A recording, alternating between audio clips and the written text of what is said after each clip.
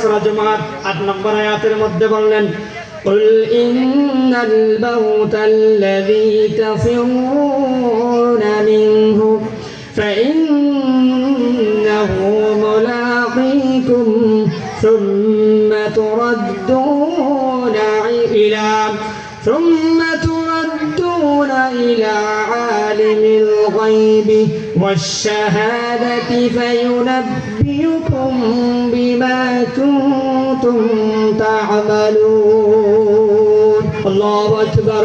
আল্লাহ তাআলা বললেন ও আমার বান্দারা দুনিয়ার ক্ষমতার মধ্যে লুপে পড়ে তোমরা যে যার ইচ্ছা মতো সবকিছু করতেছো মৃত্যুকে উপেক্ষা করতেছো না মৃত্যুর উপর তোমাদের কাছে আসা নাই দেখো তোমরা মৃত্যু হবে না আমি তো এখনো জোয়ান 20 বছর 22 বছর বিয়ে শাদী করি নাই আমি মাত্র বিয়ে করলাম বাচ্চা কাচ্চা হয় নাই আমার 2-3টা বাচ্চা আছে এখনো তো আমার ব্যবসা বাণিজ্য বড় হয় নাই আমার অনেকগুলো শখ আছে আহলাদ আছে এইভাবে চিন্তা করতে করতে হায়াত চলে যাচ্ছে আল্লাহ তাআলা বলেন কুল ইন্নাল মাউতাল্লাযী তাফিরুনা মিনহু মৃত্যুকে স্মরণ না করে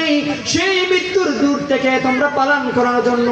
মৃত্যু থেকে পালিয়ে যাওয়ার জন্য চেষ্টা করতেছো ফাইন্নাহু মুলাকীকুম সেই মৃত্যু তোমাদেরকে একদিন না একদিন গ্রাস করবে আল্লাহু আকবার মৃত্যু তোমাদের গ্রাস করবে ثم تردون إلى عالم الغيب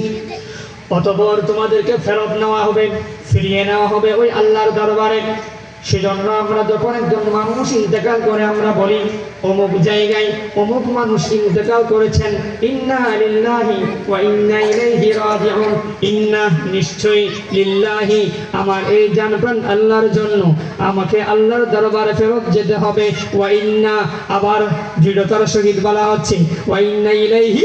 রাজিউন আমরা যারা শুনতেছি আমাদেরকেও আল্লাহর দরবারে ফেরত যেতে হবে ঠিক কি না একদিন তোমারি নাম মসজিদে হবে এলান হবে কিনা একদিন তোমারি নাম মসজিদে হবে এলান তৈরি থেকো কবরের মার সামান একদিন তোমারি নাম মসজিদ হবে এলান ও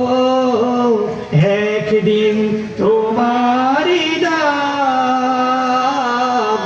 মসজিদ হবে একদিন তোমাকে পরিয়ে কাফন সঙ্গী স্বজন করবে দাফন হঠাৎ চলে যাবে আদরের দন প্রিয় মা বাবার কত যে আপন ঠিক না একদিন আমার আপনার সেই আপনজন হায়রে বাবা যে বাবা অনেক কষ্ট করেছিল ছোটবেলায় আমি যখন মাদ্রাসায় যাচ্ছি আমি যখন স্কুলে যাচ্ছি বাবা যদি 10টা টাকা না দিত আমি স্কুলে যাইতাম না মাদ্রাসায় যাইতাম না মক্তবে যাইতাম না কোনো না কোনো কিছু দিয়ে লোক দেখাতো বিস্কিট দিতে অনেক কিছু লোভাত্মক হয়ে বলতো বাবা যাও মক্তবের মধ্যে গিয়ে ফজরের নামাজ পড়ার পরে তুমি মক্তবে যাও মক্তবে আল্লাহ আল্লাহ রাসূলের জিকিরগুলো শিখে নিয়ে আসো নামাজ কালাম পড়ো জানাজার নামাজ কিভাবে পড়তে হয় 5 ওয়াক্ত নামাজ কিভাবে পড়তে হয় মুরব্বিদেরকে কিভাবে সম্মান দিতে হয় আলেম ওলামাদেরকে কিভাবে ফজল করতে হয় মা বাবাকে কিভাবে সম্মান দিতে হয় নাকি গাড় ধরে মা বাবাকে বের করে দিতে হয় এই সব কিছু জানার জন্য দিনের শুরুটা আমাদের সকলের আপনার ছেলে মেয়েদেরকে মক্তবে দাওয়াত